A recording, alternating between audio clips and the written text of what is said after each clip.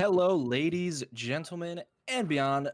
I am Chunk. With me here is Cryptic, and we are proud to bring you the semi-finals for Overwatch Pretenders lower division, a match between the Agile Squids and No Sleep Till Platinum. Cryptic, how are you tonight? I'm doing good. I'm very excited to see some quality Overwatch and very excited to see what these two teams have to bring to the table, especially just because kind of the story that is here in this matchup is already kind of interesting to begin with.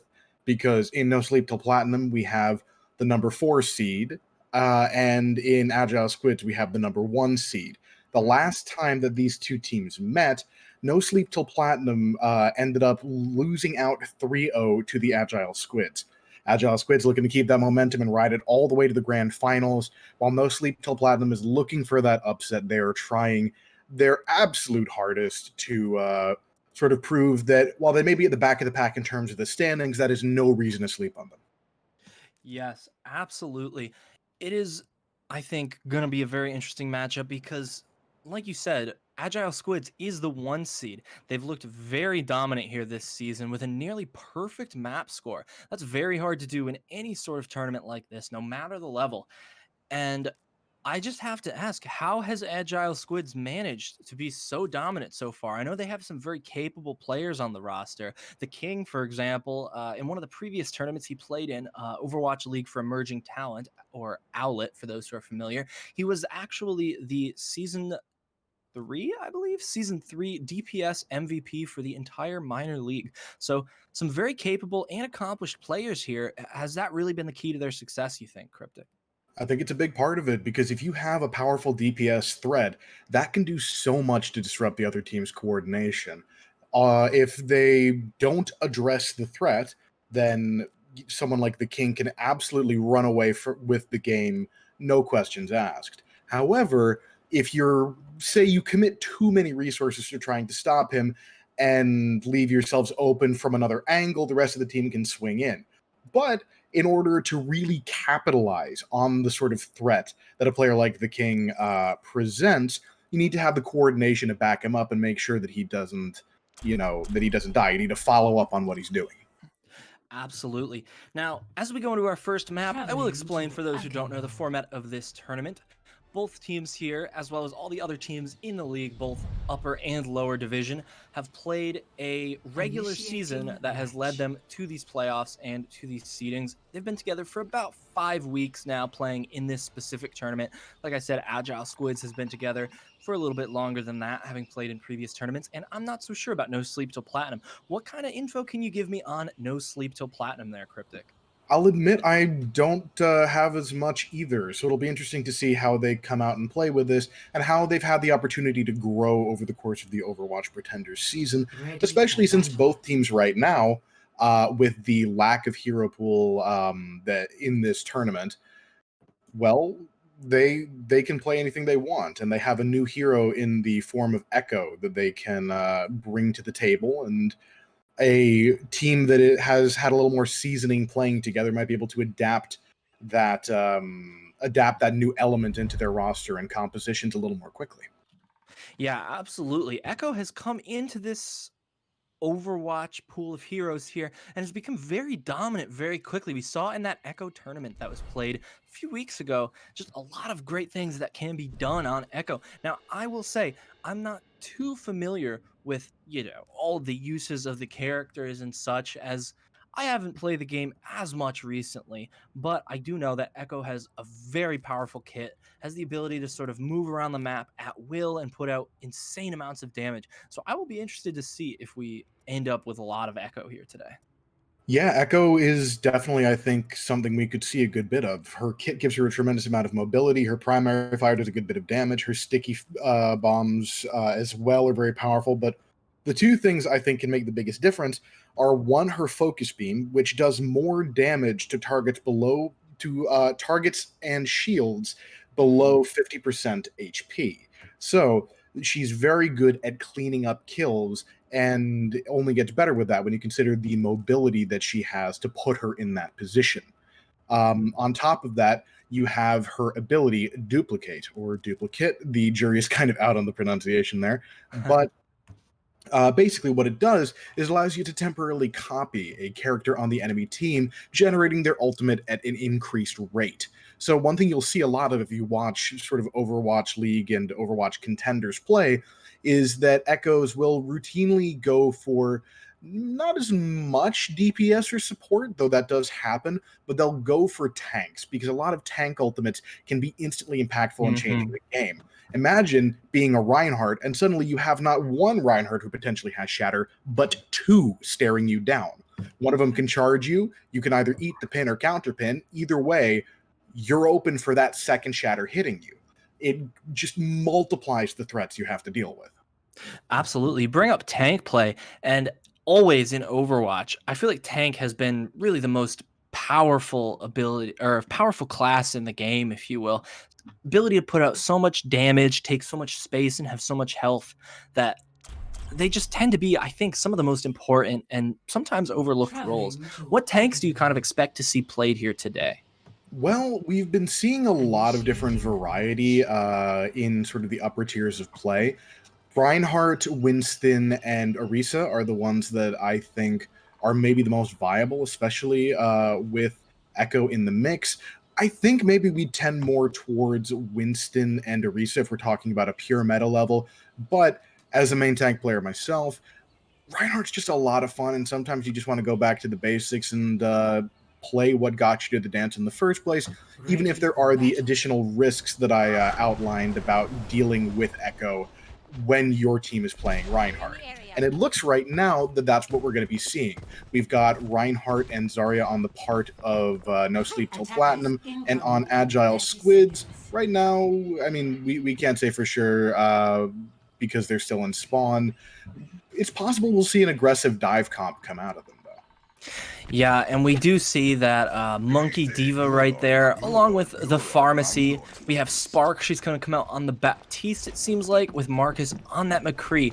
Now, we do know that Echo is a little bit difficult to play into snipers, so we're not seeing that Echo right off the rip. Instead, we're going to see the Pharah as both teams leave spawn. We are finally ready to get underway in our semi-finals match here. It's the Reinhardt Diva combination from Blue Lunaris and Jimblo.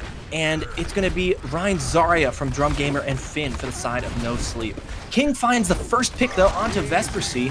Very early pick there from the Pharah. The res is going to come out. Battle Barbie tries to get them back up, but Finn is going to go down to King in the first place. Bloodthirsty here early on that Pharah. Going back in and finding Vespercy again after getting res. It is just an absolute shooting ground right now for the King. It is going to be a very quick take here on the first point as Swirls Barkley goes down and Battle Barbie and Ink take the long way down as well. That is going to be it for that first point. What a fast fight there, Cryptic. Absolutely. We talked about players like the King having the ability to run away with the game if you give him an inch, and he proved it right off the bat. That opening pick put the Mostly to Platinum in a defensive situation, 5v6, and his team immediately bull rushed forward to capitalize on it. They got the res off, but with Finn being folded up immediately by that increased pressure, there's really nothing you can do at that point. And talk about taking the space here. The King and Marcus playing super aggressive here, find 2 picks onto the enemy DPS almost instantly. Tracer and I think Soldier both going down early there. It's going to take them a while to reset here for the side of No Sleep, but they do reset and they come out still on this Ryan Zarya composition here.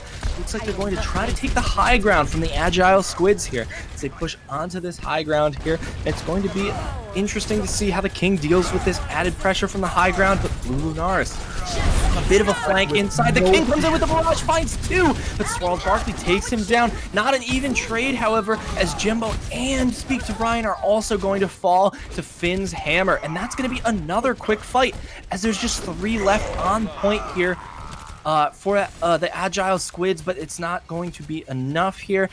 The respawns are coming in, maybe not quick enough, as it seems like Agile Squids are just going to be able to walk this in, though a bit spread out here. Agile Squids now trying to help Blue Lunaris here, who does get walled off by Swirls Barkley. The Immortality Field comes out, but it's broken by the wall, and that is going to be some great play there to break the wall. Jimbo and the King both finding pick. Huge Earth Shatter followed up by a Diva Bomb, but that is going to be the King finding Finn again. The King is finding every kill that he needs needs to here, putting in a lot of pressure on Farah as he takes down Drum Gamer. Ink takes down Marcus, but it's not going to be enough as the King is just going to clean up, and Agile Squids are going to walk it into second point here with a 5-minute time bank. No Sleep Till Platinum is giving Agile Squids too much room to work with. They had an opening there where they had a man advantage on the point, and while they were able, with Finn kind of running it alone and the rest of his team not there to back him up, he just got picked off. It forced his team to sort of be operating at a deficit when they came into this fight, and with Farah, you need to be aggressive. Yes, and the grab does come out here. It's going to be a huge grab comboed with Swallows Barkley's May ultimate there. Drum, Swallows, Finn, all finding the picks they need to. The Tag Visor comes in almost as an afterthought and helps to clean things up. A lot of ultimates used there. Looks like 4 ults were used there from the side of No Sleep, while only 1 was used from the Agile Squids. So now the ult economy is definitely favoring the Agile Squids as they still have a massive time bank going to push this 3rd point. Absolutely, and if you're Agile Squids, you feel pretty good. You've got those 2 powerful DPS ultimates, and if you give the King an opportunity to land that barrage, that could end it right here and now. Absolutely. We see Finn poking around here, trying to get the Zarya some charge. Drum using the bubble early there onto the Reinhardt. Reinhardt's now forced to back off. A big May wall here comes out from Swallows Barkley, and Drum is able to take down Blue Lunaris, but the King coming in with a huge barrage, finds 3. Marcus finds 2 more, just for good measure with that Deadeye, and that's going to be it. A res onto Blue Lunaris here by Speak to Ryan to make sure he doesn't get that long walk from spawn. Vesper C and Battle Barbie, both late picks in this fight. Seems like they will not get a full contest here, No Sleep, and it's just going to have to be a charge on the point here. Finn does get on with the use of that Zarya bubble, but his shatter is denied. Swallows Barkley trying to freeze as many people as he can, but it is not going to be enough as Blue Lunaris is in here just swinging around, getting whatever he wants. The Kiva Bomb comes out from Jimbo, and that is going to be it. As Finn comes in, last-ditch effort to stall this point out here, work on that time bank. The bubble comes out, but it's going to be a pin off the point. Drum Gamer in now, gets shattered onto the ground. Ink is the next one in, along with Battle Barbie on that Lucio. This is just an absolute stall fest here. Swallows Barkley on now, using that ice block to stall for even more time. You know, as these respawns come in, these stall is very important as we be looking into the round 2 time bank. Already the stall has gone on for about a minute here as Drum Gamer still on point, very high charge on that Zarya. Ink comes out in the Bastion and surprises the King, taking him down, but he does go down very quickly. Still though, 2 on point, the grab does come out. Drum looking for a kill but cannot find it with that Rhine shield up. Eventually Blue Lunaris takes the last ones down and the stall is over.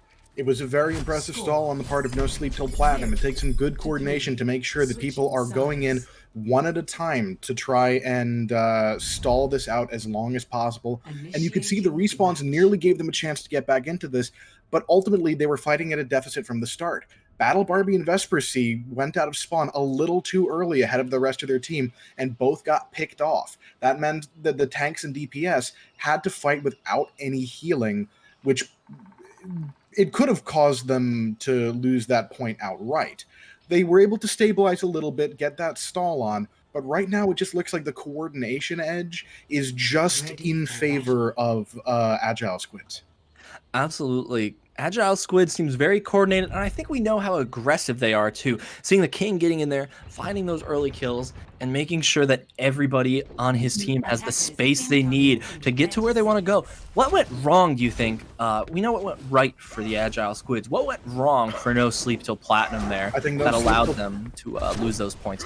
I think Ink wasn't able to fully pressure out the King as much as they would have wanted him to. And having the Zarya, while it does help you around on the front line, the damage mitigation from the Diva can be very effective against a Pharah. And on top of that, in the moments where they had an advantage, they didn't really push it.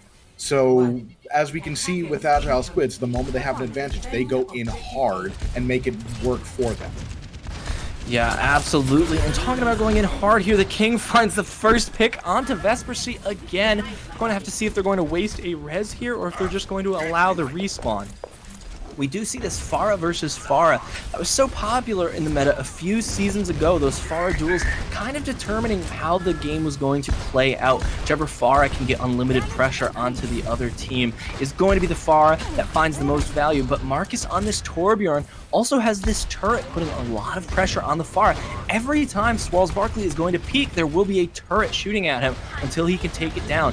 And with the double shield here, it's also going to be very difficult to get shots onto that turret quickly. So a very annoying defensive comp, if you will, here for the Agile Squids. I would not want to be playing into it. As Swirls Barkley looks to take an angle off of the roofs here. Doesn't seem to have enough boosters, but Vespercy is able to take down Marcus's Torbjorn turret pretty early. That gives Swirls Barkley a chance to move in with Battle Barbie and try to gain some high ground here on the enemy team. The King, though, playing around that big tower in the middle here, putting the pressure onto Finn, who is now below half health. Swirls Barkley takes down that turret again, and X-Spark is able to take down Finn. She placed her shots very well there, and that is going to be enough for potentially the Agile Squids to push back the No Sleep Till Platinum players back into their spawn. What's going wrong here?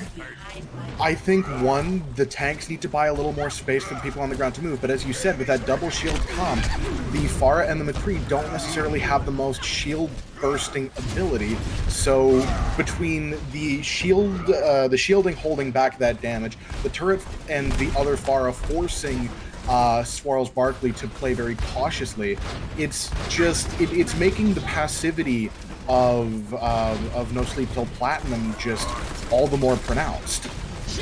Yeah, absolutely. And when we talk about that passivity, the King comes in with the aggression again, finding two with that barrage. But Swirls Barkley does strike back. It's going to go for a res here onto Finn, and that could be huge. But X-Spark takes down Ink. She's absolutely fragging on the Baptiste right now. Swirls Barkley tries to barrage, but ends up killing themselves with the barrage. That is a blow there. It's a very important ult that is down early. We may end up getting a stop here soon. And, it seems like Finn is going to go down there. The Shatter does get used as you say. It kept committing resources to a fight that was over. It just drew it out. It let the Agile Squids build up more ultimate charge. They're in a great position going into this next fight. Ink is going to need to come up huge, and Drum Gamer needs to try and use that Matrix to absorb some of the damage coming out from the King. Otherwise, those rockets are going to keep softening up targets to make them easy picks. Even as we might see this Nano Reinhardt come in here, I wouldn't be surprised to see it as Rein can swing through the shields, but that Torbjorn ultimate is going to be trouble for Reinhardt. It's going to be huge for Ink, bro! That is going to be 5 for Ink. That is going to be the point right there. That is a phenomenal angle on that Deadeye. Side of Agile Squids had no idea what just hit them. Ink with a Deadeye so utterly massive that light bends around it, absolutely saving his team's prospects on this first point. That was incredible. Maybe that will give No Sleep Till Platinum the momentum boost they need. Very big play there from Ink. Not every day you see a 5K. Not every day you see a 5K with Deadeye.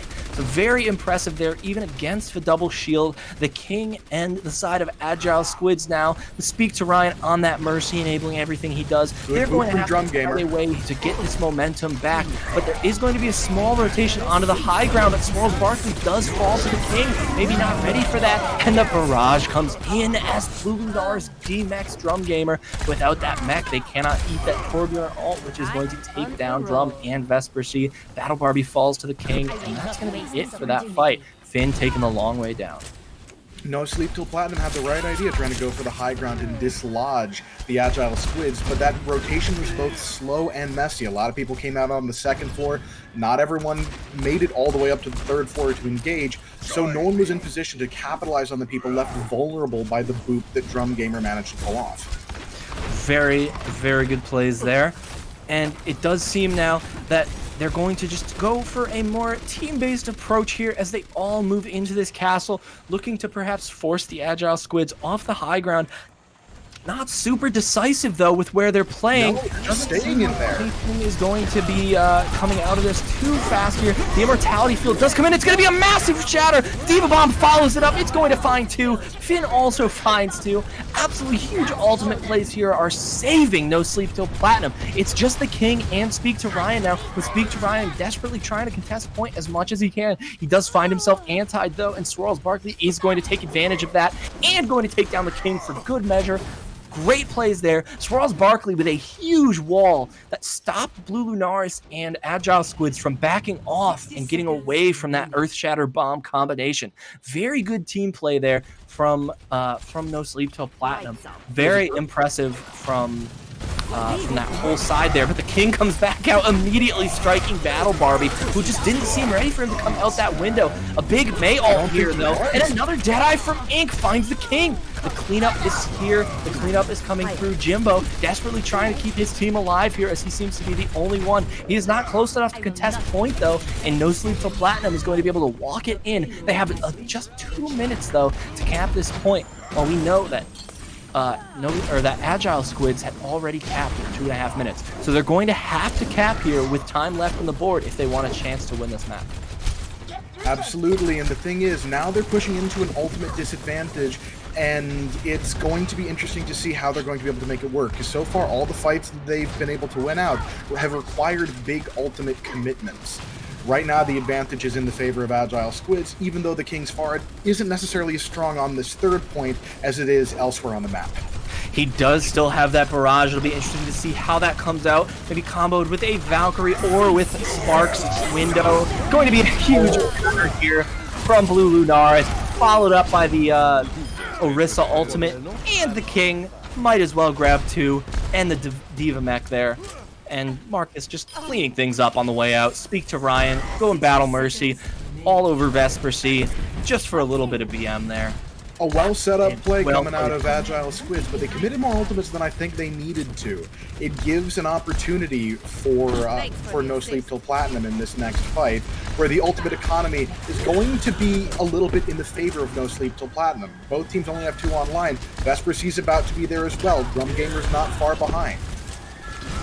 And I think it'll be But the King is almost 70 to far ult already.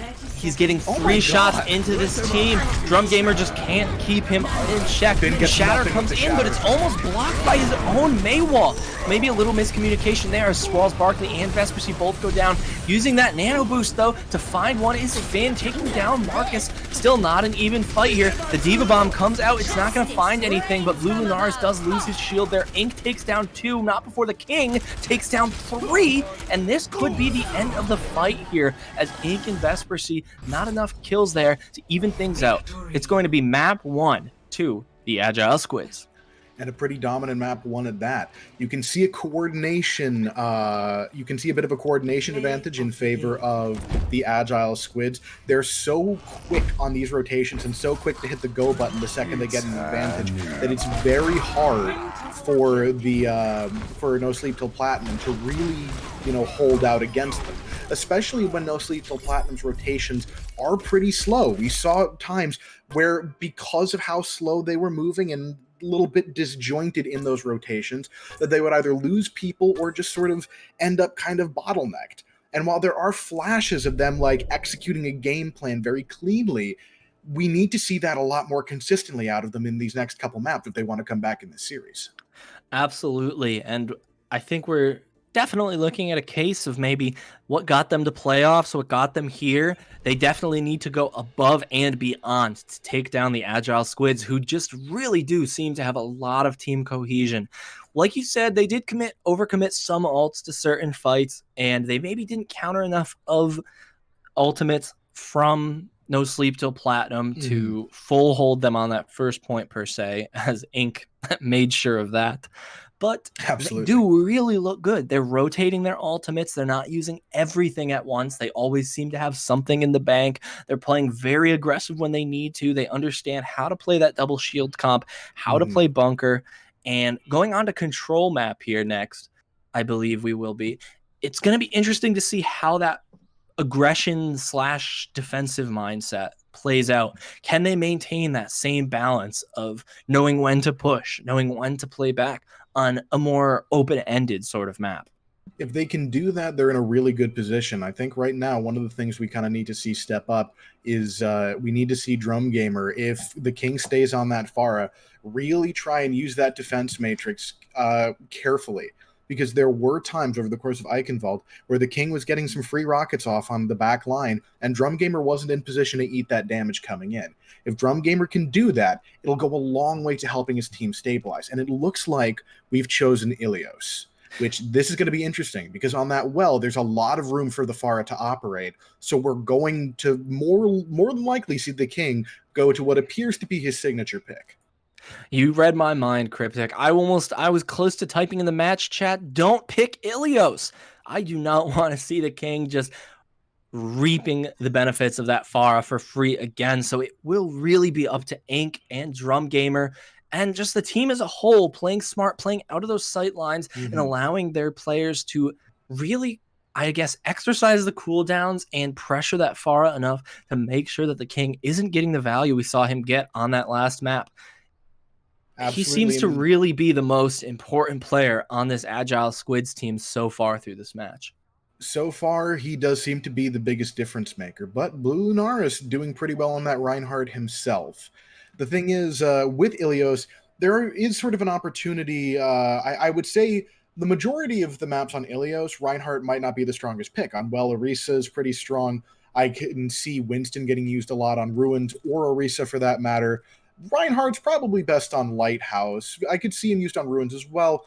But if, say, this is a chance for Finn and Blue Lunaris to maybe show some flexibility on that tank line, show some new compositions that might put the other team on the back foot. Now arriving at Ilios. Yes, I agree. Blue Lunaris did look very comfortable as sort of a tempo setter for Agile Squids there, just maintaining a good control of the game flow and the tempo, making sure that his team was where they needed to be at all times, managing those rotations very well. If he's able to do that again here as we go into Ruins for our first map, I think we'll see another dominant performance from the Agile Squids. That would probably be my pick going forward in this map. What about you, Cryptic?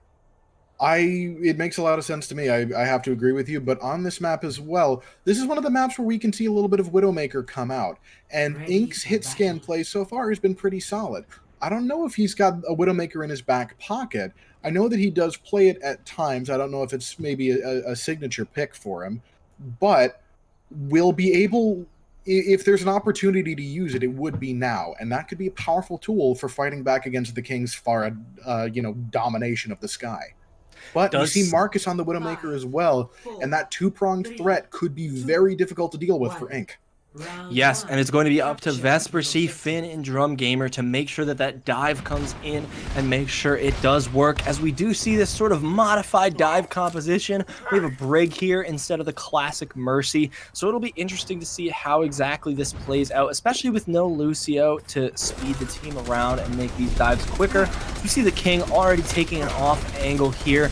Ink is looking to try to find that early pressure, but he also has to deal with the threat of Marcus on the Widowmaker, and now he is getting pressured himself by the King. Does land a body shot, but it's not going to be enough. Marcus and Spark now taking down Finn and Vespercy on the other side. That dive did not seem to work out too well. Marcus able to land that first critical headshot on Widowmaker.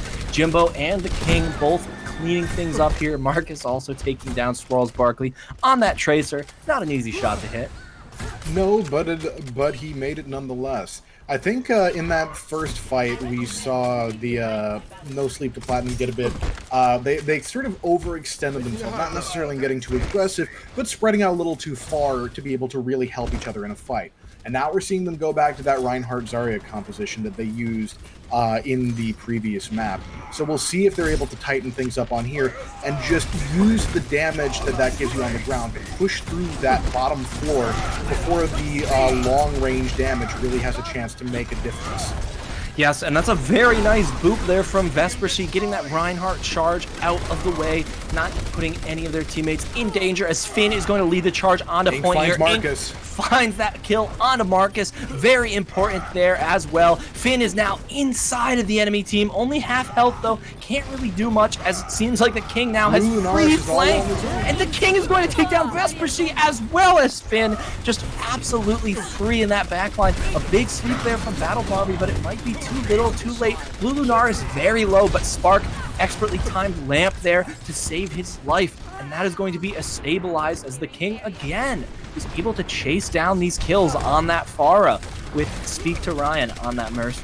Puts on that weightlifting brace belt and just puts his team on his back once again, because his team was kind of scattered. Blue Lunaris was kind of exposed. He could have been killed, but that barrage just turns the momentum of the fight back in his favor.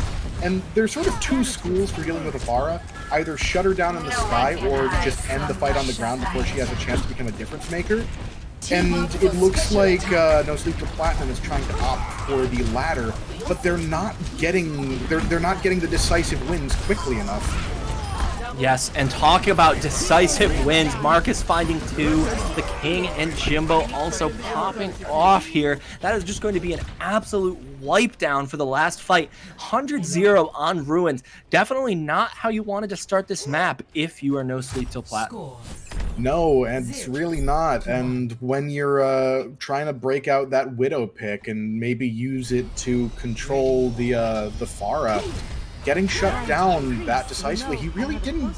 He got one good pick at the start of that second fight, but it just losing that value just it ended things before they even really started. And it's a very tough duel when, as a Widowmaker, you have to deal with both a hard-pocketed Pharah and you have to deal with the opposing Widowmaker. So definitely not the easiest job for Ink there. And he performed, he found a pick, but maybe wasn't enough as we see him switch back to that McCree that he found some success on last round. And a Torbjorn from both teams here, Swallows Barkley and Marcus, going to be on those dueling Torbjorns. The King, of course, back on that Pharah. Gets scouted out early by Vespercy on that Lucio, who is going to look to find some big boops into the well here. No Lucio from the side of Agile Squids as Spark is still on her Baptiste pick. She's looked very confident on that pick, coming in with very well-timed cooldown usage. The King takes out Swallows Barkley's Torb turret early, providing a great counter. A big hook from Blue Lunaris, and Drum Gamer is taking a drop into the well. That's going to be enough, actually, for Agile Squids to capture first point. Only casualties really being the Torb turret and Drum Gamer for No Sleep Till Platinum, but they give up the point a little bit easily there and are looking to regroup here before they push back in. Yeah, and they opted for that defensive double shield composition, but they didn't really claim any real estate on the point. They didn't need to force the Agile Squids wasn't forced to kind of push in on them, and so they just got to take damage at range until No Sleep Till Platinum was sort of forced to take the point, leaving them open for that big hook coming out of Blue Lunars. X-Spark takes a good position on the roof here, but the King is going to take down 2 with that barrage. Such an early barrage. I don't think that anybody on the side of No Sleep Till Platinum was ready. Battle Barbie does find a very good sleep onto him, but again, it's too little too late. Yeah, you said it. You said it, Cryptic. And it's just the King having free range again on this well point, like we talked about coming into this map, just absolutely bullying the side of No Sleep Till Platinum on that Pharah with Speak to Ryan on that Mercy. Within seconds of using his barrage, he is already over 70%. This man is free real estate, has never had a truer expression. I know Speak to Ryan and the King, 2 longtime teammates, showing some very good chemistry here on how they're playing on that pharmacy. It's definitely partially that damage boost that gets that ult charge up so fast here for the King, who comes up on another barrage here. There's going to be a beat and a nano boost on the side of No Sleep Till Platinum. It'll be interesting to see as Spark uses that immortality field a little bit early in this fight. Will they be able to find the picks they need to get onto the point? The King takes down Swallows Barkley's turret, but the barrage comes out. The beat answers, though. The King still finds the kill through the barrage. Ink does kill the King, though. In response, Torbjorn, though, just popping off with that ultimate and with his gun. Strumgamer takes Blue Lunaris down into the pit this time, but it's not going to be enough as Marcus and Jimbo are going to be able to clean it up, and Agile Squids takes a very commanding 2-0 lead after back-to-back 100 zeros on Ilios. That was utter domination on the part of Agile Squids, and I don't know what else to say other than the No Sleep Till Platinum needs to look at the King every time he's coming in. Like, at the start of fights, you know, in sort of poke phase, he gets contested a little bit in the air, but when things really start to kick off, he takes the angle he wants, he doesn't really get pressured at all, and just is able to consistently find these big barrages, and maybe he's getting them faster than they expect, but considering how often he's starting these fights with a kill even without the barrage, you need to start expecting it.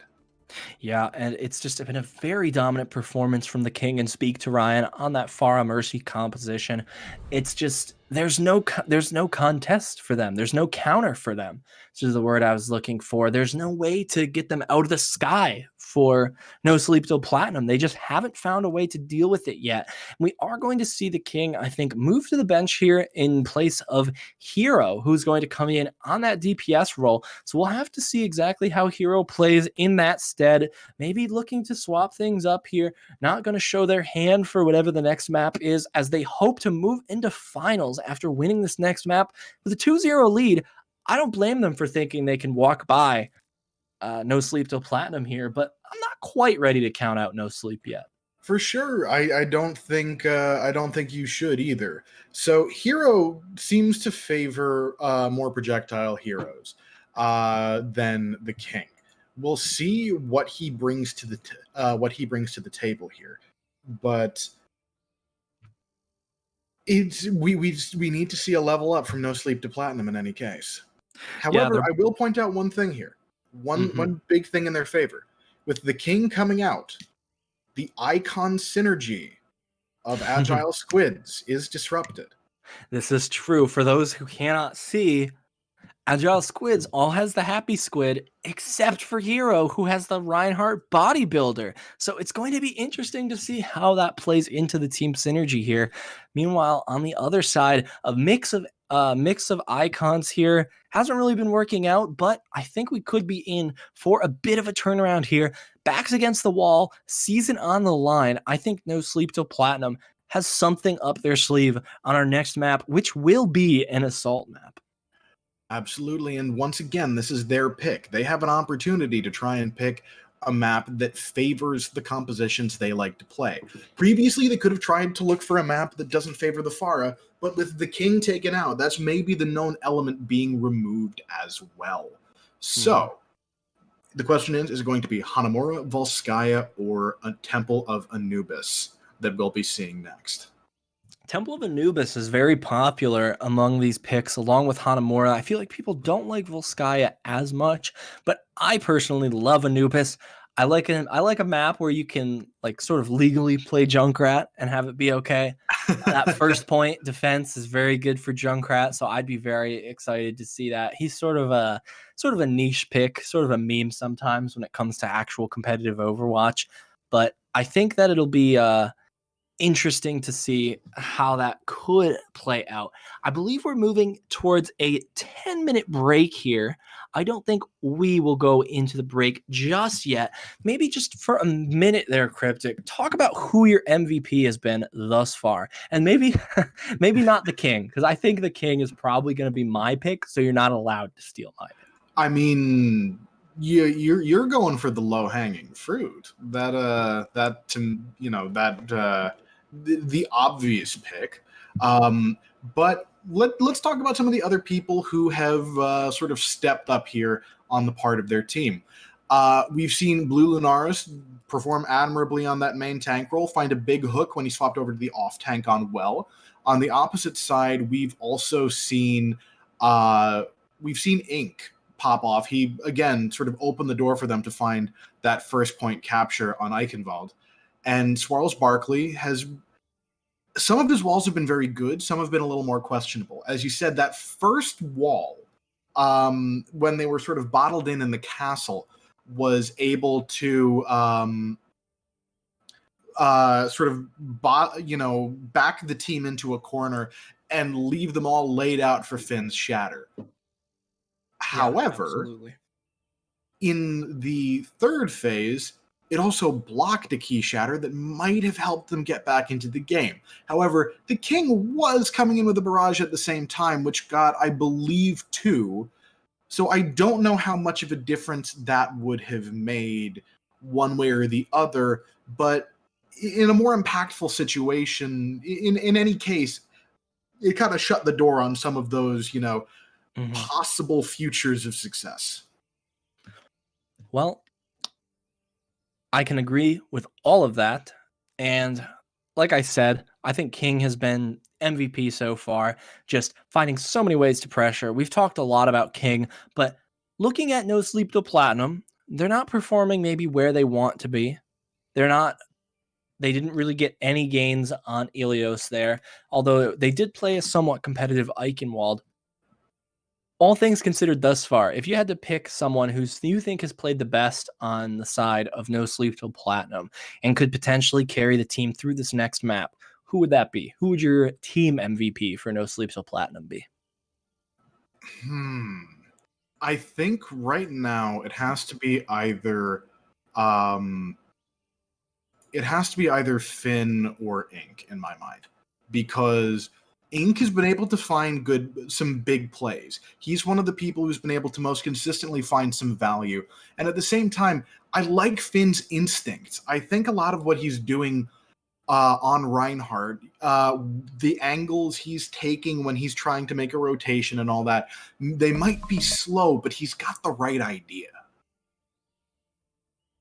Yes, I definitely agree with you. Finn is looking, I think, every bit a decent matchup for Blue Lunaris there on those Reinhardts. Especially we saw on Eichenwald them kind of go toe to toe. Both hit some very big shatters on one another, blocked some more, and really dealt with the Maywall pretty well. Both of them, all things considered. So I think that is a pretty good matchup there between Finn and Blue Lunaris. And like you said, Ink is able to find a lot of value.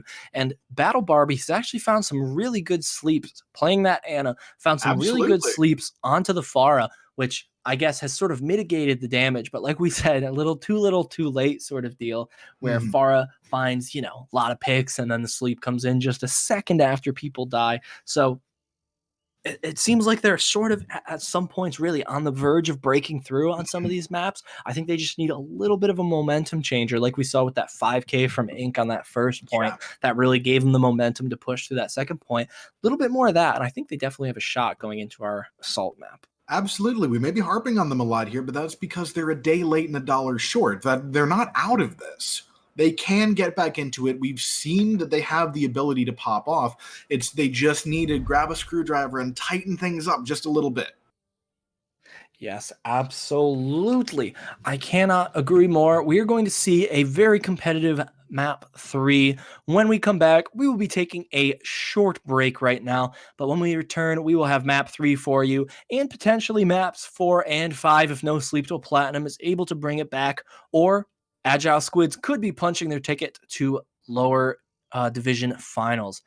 It's all going to be figured out when we come back. For now, we'll take a quick break.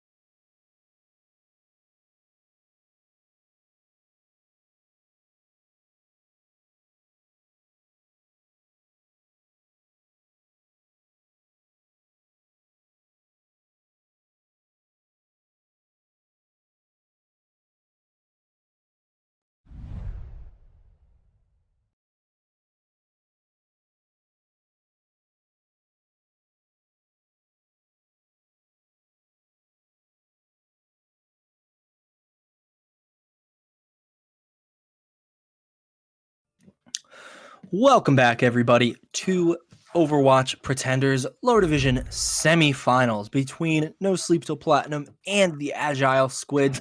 I am Chunk. Co-casting with me tonight is Cryptic. Hello, hello. We are back from our break. We are ready to move into our map 3. For those of you who are just joining us, Welcome or, back, everybody, if to you somehow managed to forget during our 10-minute break what happened in the first half, Agile Squids has jumped out to a commanding 2-0 lead, winning Ilios with 2 100-0 control points. We're moving into map 3, which is going to be Assault. It's going to be Volskaya Industries. Be honest with me, Cryptic. Are you expecting anything different? Well, I'm not. It's hard to say that I would bet against Agile Squids right now, given the strength of their performance up to this point. But we do have a swap coming out. The King, who's been their Pharah player, been absolutely dominant in our previous 2 maps, has come out in favor of Hero. We don't know what Hero brings to the table. And the thing is, I'm not going to say that Hero is of lesser quality. I don't think that to be true at all. Everyone on this team has been playing very, very well, and I think we'll be seeing more of that. It's just a matter of the Pharah was going unanswered, was taking so many big angles, was getting such freedom in the sky, and that was, I think, one of the big differences, because a lot of the time No Sleep Till Platinum was coming in hurt, or would lose a person early on, either before the fight started or just as it was kicking off. So if Hero isn't able to find those early picks in the same way, then the scales might be balanced a little more. But we'll see what they bring to the table. Yeah, absolutely. I will be interested to see what Hero has to offer as well. We do know that Marcus, very capable on that hit scan as well. Absolutely. Played some Widow, played some McCree, definitely found... Actually, cannot forget, also played some Torbjorn, found a lot of value on all of those heroes, especially that Torbjorn on Well, looked borderline dominant there as well. So a very good DPS line we know coming in from the Agile Squids. And, of course, on the side of No Sleep, can't forget about Ink, who's made some very big plays over the course of the day, just hasn't been quite enough to push his team over the edge. Assault, though, different kind of beast than what we've been working with so far. It's more of, I guess, a sort of one fight swings everything, and you can sort of snowball into that second point. So that could be exactly what No Sleep Till Platinum needs here. They might need that sort of quick momentum shift that leads them to win the map. They will start on defense here, so they're going to have to hope that that momentum shift doesn't come too fast here from the side of Agile Squids, and that they can put together a decent first point hold here. Absolutely, and we see on the part of Agile Squids, they're going to be coming out with the McCree Reaper DPS lineup, Ryan with a double shield front line and the Lucio on a back line. To me, having the Reinhardt and the Lucio means that you're going to see some aggression, and with Hero coming in on that Reaper as well, they've got a lot of power to brawl things out quickly. I expect them to take these fights fast and hard as quickly as possible. And we do see Finn and Ink taking a very aggressive position, Drum up on the high ground as well. It's going to be a quick rotation here, but it's going to be immediately doubled back on. Finn going to get punished for that as Marcus finds Battle Barbie as well. Hero taking down Swells Barkley on that Reaper. It is just a massacre early here. A great fake rotation there from the Agile Squids, using Lunaris' charge to just double back so fast before Finn even had a chance to react there. They get instantly punished for that. I don't think it was a fake rotation. I think it was just a great reaction on their part, because Jim Blue kind of got caught up on the map geometry, lagged behind, took some damage, was forced to pop his Fortify early in order to get into cover. Finn went for that early charge, didn't get anything off of it, but playing into that room gave Blue Lunaris the opportunity to charge in, and when the fight took place there, they were able to really just land that damage early and just take the fight immediately. That Torb turret goes bigger than his stomach, and they capitalized. That Torb turret does go down early, gives Marcus the opportunity to just stand there and use that Deadeye finds 2. Battle Barbie and Swirl Barkley going down. Ink does find Blue Lunaris, so that could be enough to turn this fight around. Marcus getting very low. He could go down to Drum Gamer here, but it's not going to happen, as it seems like it's going to be at least 2 ticks here before No Sleep is able to recontest this point. They might not be able to recontest at all, as Hero and Marcus just cleaning up these respawns with no trouble at all. A massive 5-minute and 22-second time bank and 2 points capped here for the Agile Squids. The domination seems to continue. Setting a pace as blistering hot as my apartment right now.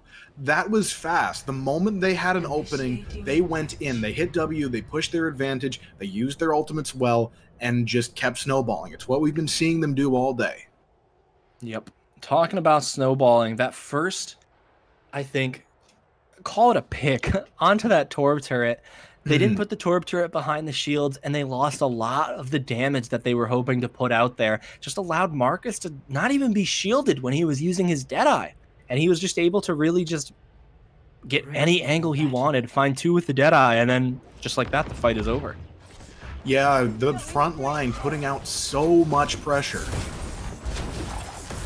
Marcus going to take a tumble off the side here, maybe playing some mind games here, saying, oh, look, you know, I'm definitely going to switch off of Hanzo. That's why I showed you Hanzo. But in reality, he's not going to switch off Hanzo.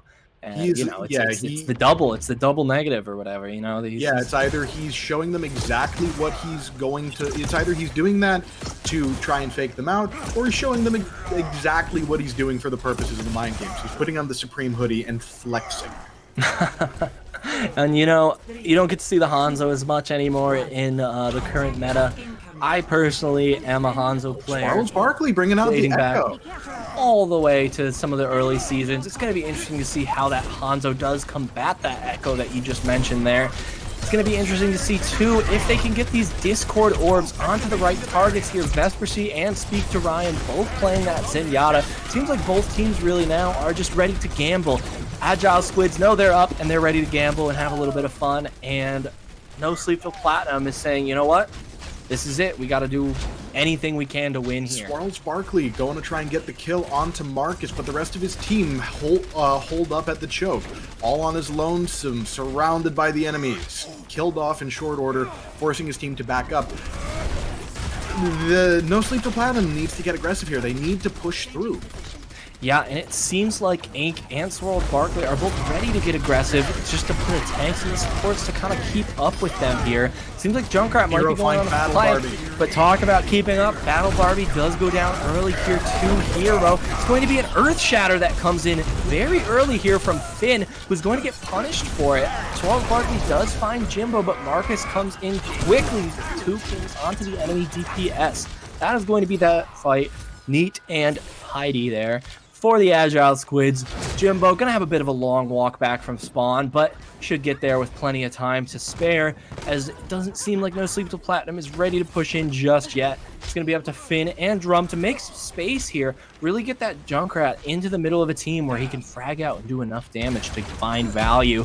Gonna push their left side this time, the defender's right side, but the Dragon's gonna come in really fast and take down Finn, who kind of doesn't know which direction to go. Just trapped there in the Dragons. Tough situation. I think No Sleep Till Platinum is boomed right now. The late res on the part of Finn means that Battle Barbie dies, they get out. It sort of staggers the fight for a long time. Once again, we've seen a very disjointed rotation. Some people tried to go up the gut, some tried to flank all the way around to the left. They haven't set up their attacks well and sort of bought themselves a chance to be successful, and it really shows. Look at the DPS ultimate percentages. They haven't gotten it once. Marcus is about to have his Dragon Strike for a second time. And just like that, it seems like the Agile Squids, they're going to back off. They're going to give a little space here as the dueling Transcendences come out. Blue Lunaris gets pulled into the air, but gets immediately healed by that Transcendence. Finn and Vespercy going to go down. Marcus finding 3! Oh my god. Just a headshot buffet here for Marcus. Just doming everybody he can see. Jimbo going to find Ink for that last kill, and that is just a dominant team fight there from Agile Squids. They do not seem like they want to give up this first point. No, Marcus is more enthusiastic about decapitations than the French Revolution. That was absolutely filthy. Really and he's got the Dragon Strike again. Just for good measure. He's ready to probably put the screws here into the coffin of No Sleep Till Platinum. It seems like that's going to be... As soon as they rotate for cover, Ink falls, but he does get Marcus. this could be an opportunity, especially with Swarls, Barkley, and Drum Gamer coming around. But Blue Lunaris is right behind them. He's got Oh, he takes Drum Gamer for a ride. Speak to Ryan, also going to find Swarls Barkley. Ink, not to be outdone, does find Spark with that Rip Tire. She goes down early, no immortality here, and that's going to spell trouble, but not enough trouble, I guess, as Blue Lunaris and Speak to Ryan just going to clean things up. Jimbo finding that last kill yet again, this time onto Battle Barbie. Marcus now out here on the McCree looking around, takes down Swarls Barkley. Doesn't seem like there will be a touch here, and we have our first competitors in the lower division finals. It's going to be Agile Squids moving on to the finals. And if they haven't put themselves on someone's radar yet, by some chance, if going through the entire regular season with only dropping 2 maps out of the, what was it, 17 they played?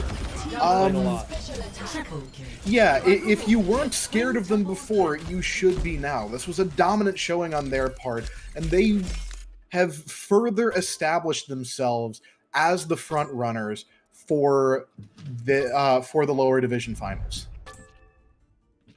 Yeah, absolutely.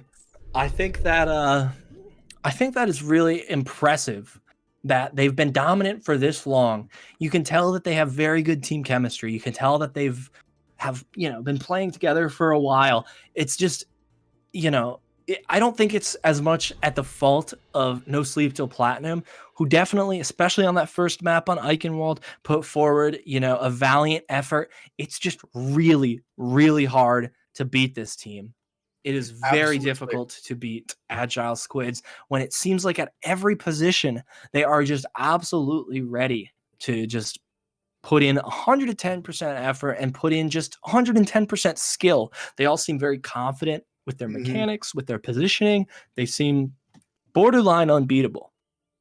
Yeah, the thing is, like, when you're starting at lower levels of competition and working your way up, one of the biggest things that is difficult to learn as a team is just the ability to move and fight as one. Because on ladder, obviously, you're trying to coordinate things to a certain extent, but there's definitely an element of every man for himself. You've got your Genji going off doing whatever he wants. Sometimes the Reinhardt just hits shift, and you just need to get the hell in there and help him out. But yeah, it just sort of comes down to being able to rotate well, being able to execute on your set plays. That's the big thing that can sort of establish a team's quality from day one. And Agile Squids looks to be very well practiced, very well coached. And when you have that sort of synergy on top of the mechanical skill that they've shown so far, you've set yourself up for success. You really have. There's no other way to put it. Yes, absolutely. Definitely a tough send-off for No Sleep Till Platinum, but they did put together a good season. They did make playoffs despite being the 4 seed, having to come in and just face a very dominant team. They played well. They, I think, put together a very good season, and I don't think they should be feeling too bad about what happened tonight, because it is just it's tough to beat the Agile Squids. Going into finals, they will 100% be the favorites, no matter the outcome of the next game. With such a dominant performance like this, be sure to keep an eye open for when those finals will be. Should be a very exciting match. I, for one, will be excited to see if Agile Squids can complete their dominant season, or if they will fall just short in the finals. That's going to be all from us tonight. I've been Chunk, and with me here has been Cryptic. You want to send us off, Cryptic? Well, I will send us off with a question that I had for you. Ah, wonderful. The brownie you got at the halftime, how was it?